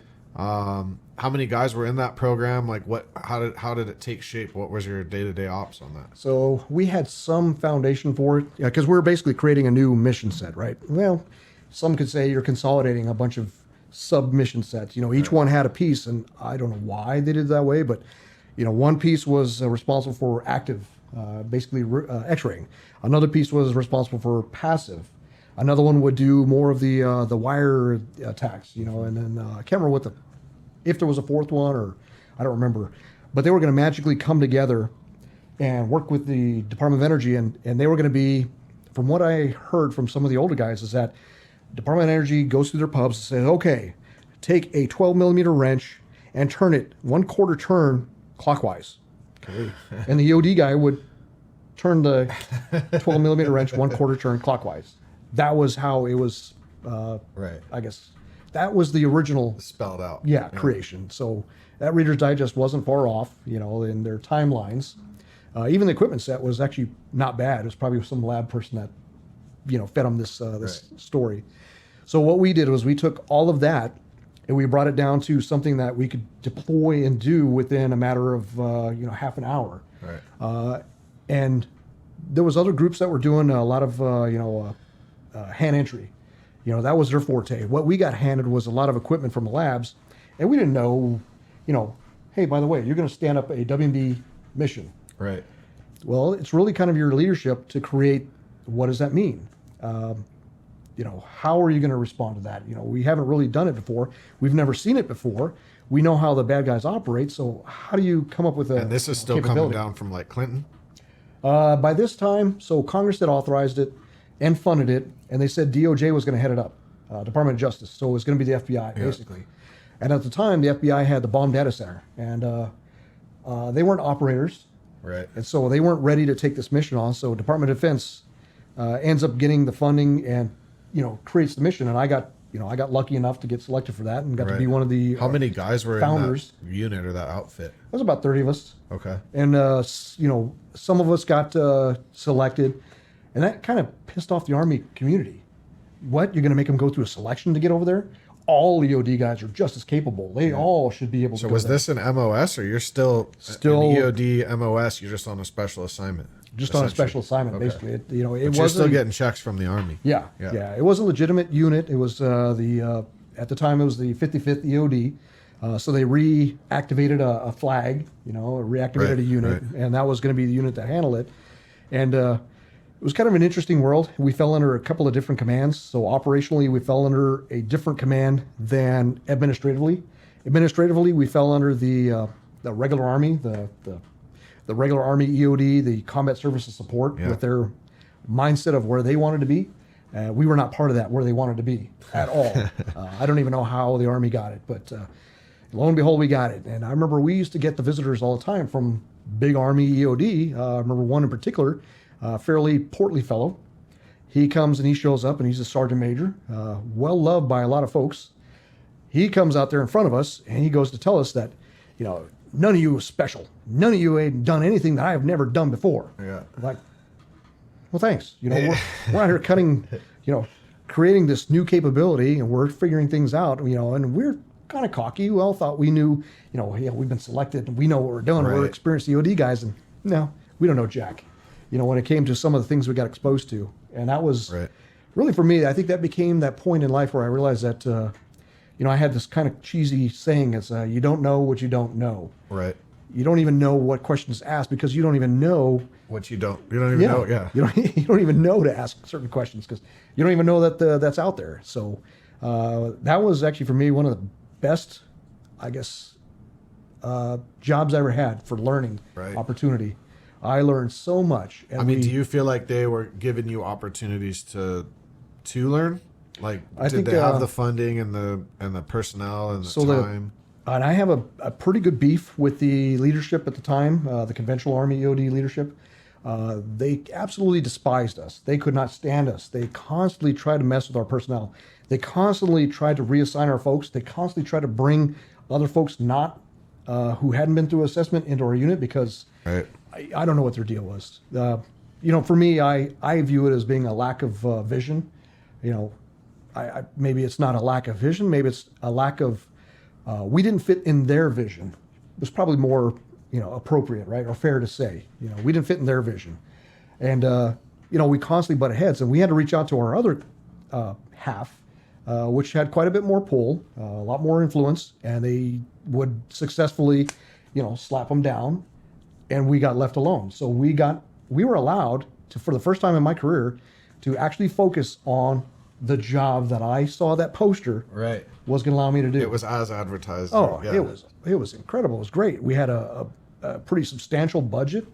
We got to go to, laboratory after laboratory. If we were curious about something, all we had to do was ask, and we usually were allowed in. Yeah. We actually started making some pretty significant gains in the community. We learned quite a bit. We developed, developed is kind of a tough word here. So we developed the precision aim as it was prior to the grid aim. So there was I remember I got handed this book once, and it was from the labs, and it was a theory on magnification, and it had a ton of math. And For I remember X-ray magnification. X-ray magnification. I remember I got handed this book. Another team had gone to this class, and they didn't share with us, what they had picked up. They also didn't have the capabilities either to be able to do this manual precision aim. I should call it manual precision aim. What we had at the time, what our big add to the table was, what we really got good at was X-raying, the fundamentals of X-rays, how they worked. We burned. I remember we had all kinds of different theories because you had, fairly. Not all of us were selected. Some of us were kind of, buddy hooked up into the unit. Right. You got to start someplace, right? So you got a few buddies that were brought into the unit. The rest were selected, and I think they kept that for quite a while, the selection process, which I'm a fan of, Right. because you're kind of weeding out ones that don't really fit. Right. You're looking for Certain guys. Yeah, you're looking to add to your capabilities and resources, and you got to be able to think outside the box. You got to be able to think, at a different level, or at least be willing to know that you don't know everything and you've got a lot to learn, and are you willing to do it? So were you operating a lot like in a traditional kind of Army environment where you got your platoon and your squad and your leadership? No. I mean, it We was a had little bit more casual. It sounds like the way it you was guys way more interact. casual. It was actually pretty nice. We had 3 teams. They were 8-man teams, and then you had an administrative section. You had a supply section. We didn't have any military vehicles, so we didn't have to worry about maintenance section.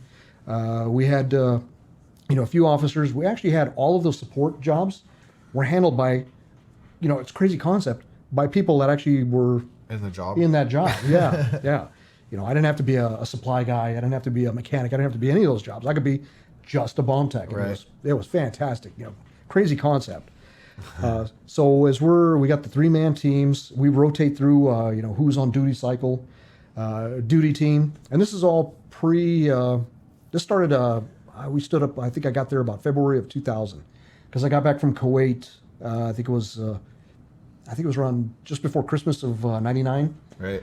So February of 2000, I get to this unit, and we're just kind of in this little side thought building on Fort. Oh man, DC. This is in Alexandria. It's not Belvedere. Yeah, so Belvoir. Thank Belvoir, you. yeah. Golly. The gray hair is definitely got some consequences, right? So Fort Belvoir, kind of this little small building. It wasn't our permanent building. They were actually building or rehabbing an old warehouse-style building to become ours. But our uniform was khakis, like 511s, and a polo shirt. Yeah. Just khaki pants. Which you see to this day. Some of our instructors, but just industry-wise, you see a lot of guys. With the that was my 511s first introduction to outside of conventional Army, because for me, conventional Army it had its place, but it wasn't really where I wanted to. I guess I wasn't really gravitating towards that. I was kind of wanting to be a little more, free form. Right. Still had some of the the foundational parts, like I could still PT. Right. I still I appreciated the rank structure. I appreciated the organization. I like being part of the team. Right. But I also wanted to be able to do more. I was feeling like, I do have some capabilities, some things that I can do. I'd really like to kind of, You were finding out about stuff that you never knew of all your years, as a regular EOD guy. Now you're seeing these other capabilities. And obviously one of the big ones that sort of went on to become a big part of what we do here is precision aim. And so you, was that developed, I guess, and like you said, develops a tricky word. Right. Was that developed sort of in conjunction with Sandia National Labs, or was it like a more rudimentary system that got passed off to them, or was it So to you? we had a full equipment set in a We called it the vector aim, and that was what the labs had brought to us. It was an old molecular dynamics scanner, weighed about 400 pounds.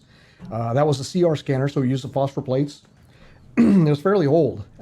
It was used for some of the original DNA, what do you call it, mapping. Right. You know, that's what they used, and the files were actually called gels because that's, you know, that was a file format. That was the name of what they were doing, what they were imaging for the DNA studies. So this is an in a laboratory type piece of equipment, 400 pounds, you know, and you would literally, you take this aluminum plate, you spray photoadhesive on it, you take your phosphor plate, and you stick it to that aluminum plate. You put it inside, you close the door, and then you press scan, and 8 minutes later, you would have an image. Right. So we were doing these 8 minutes. 8 minutes Yeah. per scan. Yeah, this 400-pound unit. So we inherited a lot of this gear from you know, from previous. This is what the labs had developed. They had basically taken off-the-shelf software. Like I used Adobe Photoshop.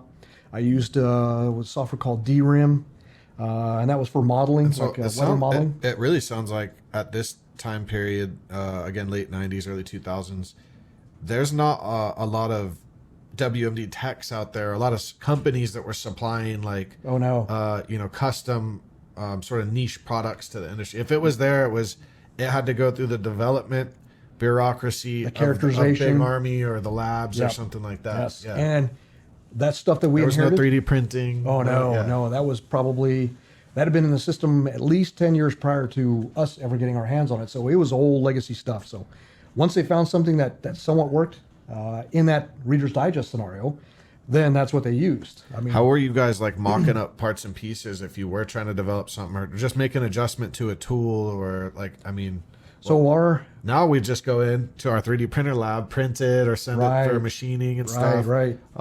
But I mean, what was that resource like as somebody part of that outfit? So we had to create everything basically. Everything was in Pelican cases. So like Skippo says, where do you find most Pelican cases in a bomb shack? Yeah. In the warehouse, in the storeroom, out back, because you don't keep your equipment in it. Right. We didn't either. We're trying to fit everything into either two Suburbans. We also had this cool lifted four-wheel drive van that was that had another purpose too, but it had some room. We Yeah. could put some gear in there. So we had two Suburbans. We had that van. We also had three Blackhawks. They were ours. Two were operational. One was for parts. That's the fastest way to get spare parts for your bird is to rip them off. So they were just across the street from us at Davis Army Airfield. Yeah. So it was just a quick run across the street. You get on your birds, and then you go. You respond to DC because you are not getting into DC with any kind of speed. I mean, At certain points of the day. So you needed to fly in. So we had those. We had some incredible capabilities. It was awesome. The equipment set was pretty dated. We started realizing that, like, there's got to be better. Right, so we started actually putting out requests for proposals for a new equipment set. The scanners, like, I got to fit this 400-pound beast onto a Blackhawk, and that's pretty much all that's going to go on there because you don't have room for anything else. That's 2 or 3 guys. Yeah, it fell on me once. I thought I had just sheared my shins because I'm backing up, and all of a sudden, one of the guys, it slips out of their hand and it comes down on my shins, and I thought for sure I had sheared my, broken both of my my shins, but no. I guess apparently it's good. Nice lump. Lucky. Yeah. So we ended up getting a hold of at the time it was Lumisys Systems. They did this much smaller scanner. It used 2 PMTs, and we learned quite a bit about the technical, how things worked. Or at least I took big passion in learning how a lot things of these work. companies doing medical stuff. It's all medical. It was all medical at the time. Yeah. So you were just a niche. Oh yeah. Yeah. Well, we got funding from DITRA because we had gotten this Lumisys system, right? And luckily they were local. They were actually right out of Dulles Airport there, where their facilities were. So we saw the thing, we got them in. They worked pretty good until you put them on a Blackhawk. Then they get built up such a static charge that the PMTs you couldn't get an image off of it. Yeah. It would basically erase the plates and you'd have nothing but fuzz. Which is a requirement because, as you said, you're not going to be able to drive anywhere. Right. Yeah. Right. So we get that, and we had so much pushback from the labs. They did not want to allow us to use that piece of equipment because it had not been characterized. It wasn't something that they had blessed. We said we need to be able to get this on a helicopter. We need to be able to get this You will do what we need. It's not going to be the other way around. You're not actually, creating this mission. We're taking it from you, and we're going to make this work. And that was kind of foreign to the labs. We got a lot of pushback. They wouldn't answer a lot of questions. And this is Los Alamos. Kind of a legacy thing, we ended up asking our other friends to help out, and they ended up helping us out. And we got a pretty close relationship with our friends, which was nice because they really, I think they saw the value. They were much more forward thinking to what I'm thinking is forward thinking, Right. than what the Army was looking to do. So we ended up getting this the scanner approved, and then pieces started falling into place. After that, we had set up a precedence. We could get what we wanted. We had the money. We bought 3 of those. And they were pretty pricey at the time. That Herzl stand. I don't know if you've seen that Herzl stand out in the field. No. So if you guys have it, it's kind of this gold stand where you can mount your X-ray, you can mount your disruptor. We had contracted with the company because all we had at the time was that stupid boat anchor, that Manus stand that comes with the pan. We were one of the first to get the pan because we're trying to come up with a precision disruption capability. We're not always going to use explosive charges, so we were one of the first to get the pan. That Manus stand was just ridiculous because you could not use that for precision aim. So we ended up contracting with a company. Later on, they ended up, I don't know how, but Herzl got it, and they ended up making that other stand that you see out there in the field. So that's where that came from. We requested a new equipment set. We requested a new scanner, something to replace the, that molecular dynamics and then that Lumisys. And I remember Roger Golden came out, and he came out with his wife, and we ran a little scenario there so you can see what what we were doing. Because all the big players, Agfa, Fuji, Kodak, even with DTRA funding, even with the other folks funding, they all said no. They weren't interested. Too niche of a market. They weren't interested. So Roger came out, and later was on, he doing like NDT tools? he was just doing his X-rays. That's all Roger did before, was X-rays. The best X-rays on the market, dominant X-rays on the market. We used definitely, his X-rays. Plus, we had some Russian ones. I think they were laundered through the UK so that we could get them in, but they were the Betatrons. Right. They're Russian X-ray systems. The scanner, though, he proposed a scanner, and when I heard about the concept, it was going to be narrower panels. You had to clip them to a drum. The drum spun, and it still took a minute to actually took 4 minutes at the time to get your image. Sounds and I a thought, lot like a Scanx. Logos. Or Logos, Yeah. We said, no, we're not. No, that's not for us. But at the time, the rest of all the EOD communities were still using wet film. They didn't have these CR systems that we had. So it was actually a step up. And with that information, Roger was actually successfully able to market the Logos to the EOD communities. So, our request. And that was a medical company. I think they focused on dental. They were getting their butts handed to them. It was Alara Systems. They were getting their butts handed to them by Scanx or All Pro Imaging. Right, All Pro. Yep. So they found a new market. It was a pretty good opportunity. It was great for the EOD communities because it was. So you're starting to see improved. some changes essentially in the industry in general. I know we created a lot of those changes. That Manus stand, that thing went away, fortunately. So you guys were the first ones getting the new iterations of tools. We did the tripods. We did the geared heads because we tried all kinds of different, and those are the photography parts stuff. for precision aim. Yeah. The good aim. Yep. Yeah. Yeah.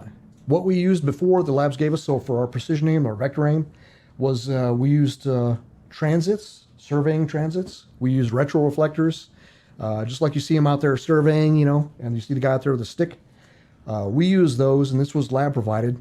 You put some on the X-ray, you put some on the film, you put some on the walls or around your operating area, and what you create is this mathematical area where any point in space can be selected or mapped with this the surveying instrument, the transit. And we were able to calculate firing solutions where, let me borrow your piece of paper here. Yeah. So let's say you've got a box, right?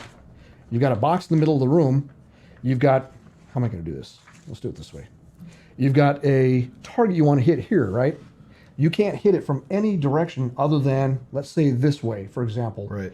Well, you take your X-ray. As a limitation of a Right, potential scenario. Because of things Yeah. are in the way, right? Here you go. Okay, let me borrow that guy. Let's borrow some things here. Let's do a 3D model here. So I want to hit. That, right? Let me borrow that guy there. Okay. Oops. So I want to hit just that little bitty tip of this lens here. And he's got a paper on the table here, some mugs and glasses and stuff. Anybody listening on audio? Oh yeah. Sorry about that. Nope. So there is no real clear path for traditional, like a general disrupt. So these things you can't open up because they're going to let bad stuff out, right? So general disrupt is out. We didn't do general disrupt. That wasn't our mission set. Our mission set was you're either going to hand enter it or you're going to figure out how to hit something without hitting any other potential obstacles or CBRN stuff or, So the labs gave us a tool, the vector aim, using this transit system. So you would basically have a map of the entire area down to sub-millimeter accuracy. I would line up the images, and then you select things from each image, and basically you'd create this 3D model, right? I decide, or the team would decide, we're going to hit this, and the software would help us create a firing solution where we could actually come in from any angle we wanted to. We wanted to come in from this angle, this angle, this angle. The only angle we couldn't do was straight down. The survey would just go nuts, and we could never get a firing solution. But we could literally fire through, and we added to this. We had another tool in there, the peep sight, that added to the complexity. So we had this little acrylic ball, and we had a peep sight, and we'd stick this acrylic ball inside the whatever package, car, semi, that would be our target. The peep sight would be what we're going to thread with the laser inside of a package.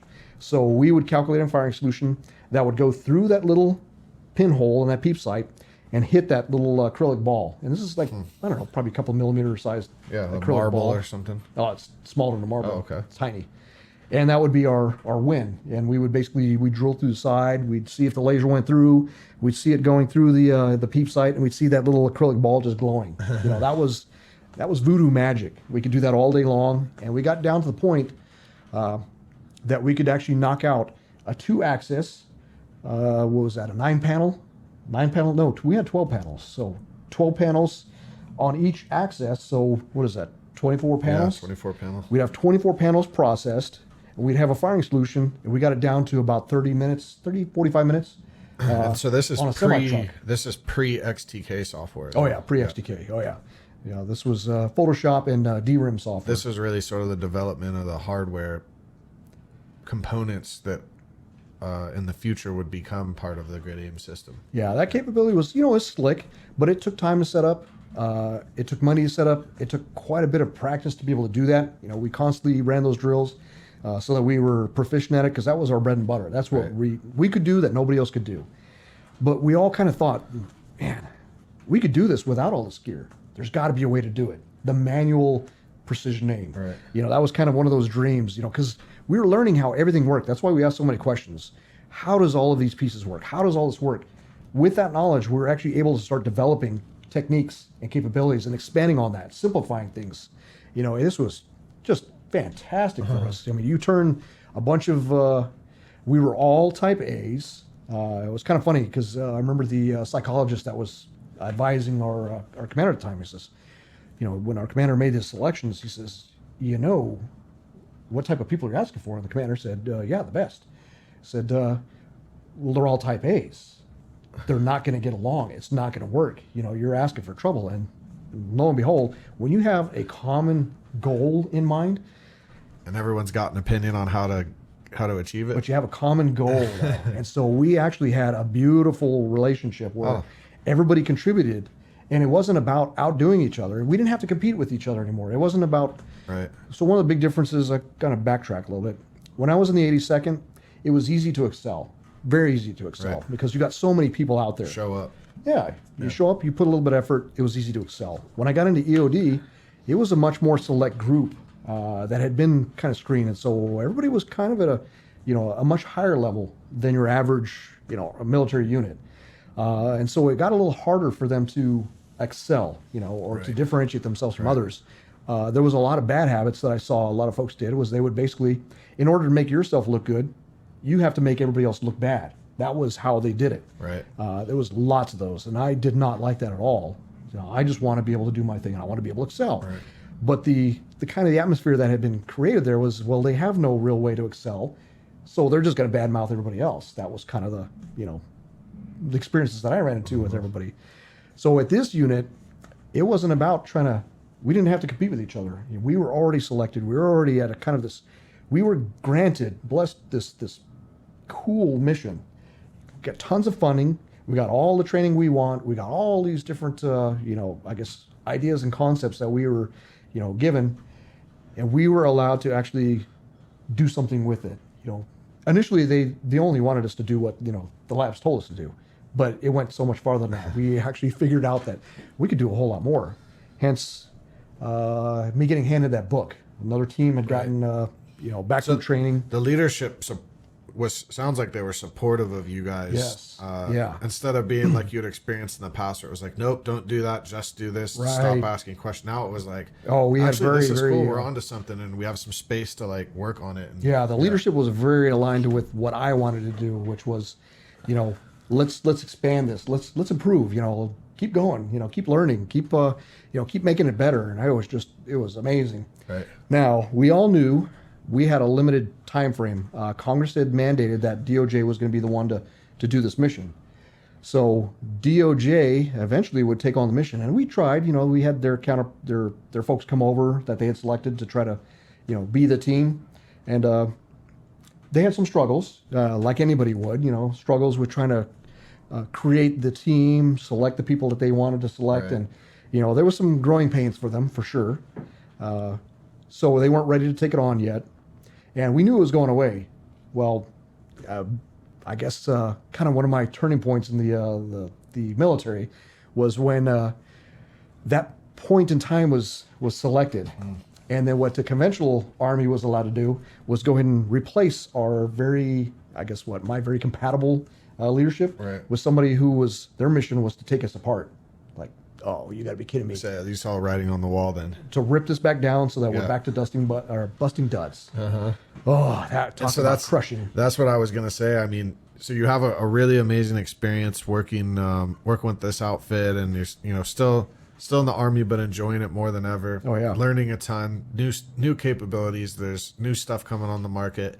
And then, how did it end? I mean, what it sounds like there was some changes in leadership and stuff that ultimately made you kind of reconsider, because you probably by the end of this assignment here, you're at least 10 12 13 years in. I was 17 years in. 17 years. So I mean, what made you kind of decide, hey, you know what, this is the end of the road? Wow, I think so it was a couple of things. I've been selected for promotion. Of course, conventional Army EOD, loved to mess with us. With acceptance of this promotion, I would have to re-enlist indefinite, and I would have to go back to a conventional unit. Yeah. And they're saying their justification was, well, so that you could pass on this knowledge to other folks. Like, what do you mean? As I'm turning a wrench, maybe when I'm counting parts in the supply room, how exactly would I be able to pass this on? Oh, when you go buy the equipment that they can use to, tripods, you won't even buy tripods. You won't even buy toilet paper. So, really? So that was my option. It was either go back to conventional, take the promotion, go back to conventional, and, and basically rot, not be where I wanted to be. And your natural ETS date was coming up. Your natural. I've already gone past that. I was in stop loss. So the second war was kicking off. There was that, so there's some opportunity there. So but you got hit with the stop loss too. I was in stop loss because I think a lot of guys just consider, you know what, I can even just get out for a year, and if I want back in, I'm back. The worst case is I'm going back to the old EOD. So right. Was that kind of your thinking? Was like, you know what? I had already made up my mind. I didn't want to go back to conventional EOD. That was not where I wanted to go. I mean, I had, or supply. Yeah. They hadn't really changed that much. Apparently it's gotten better now where they're kind of allowing people to do their job. Some units I think have done better. I've been out of it for a while, so I don't really know how these, Army organizations are shaped. I know one of the craziest things was hearing that the Navy EOD was taking care of the Army SF guys. Like, what do you mean? One of the stories that our favorite Sergeant Major came and told us was that he was over there and he visited when he finally got off his rather well-endowed cushion. Yeah. He decided to go over to Iraq so he could go get his patch. So he goes over to Iraq to get his patch, and he runs across some EOD guys, some Army EOD guys, who are embedded with the Rangers, and they're actually clearing stuff and doing their job, supporting the Army Rangers. So he sees these guys, they look like the Rangers, they smell like the Rangers, and he says, oh, no, no, no. This is not what Army EOD is about. I need to bring you back to the rear and regreen you. Yeah. So he pulls the Army EOD guys away from these Rangers who needed them, and guess who comes up and says, we can do it? Well, Special Operations Navy says, we can do it. And so we have Navy EOD guys supporting the Army Rangers, the Army Special Forces, because Army EOD says, that's not what we're doing. We're busting duds.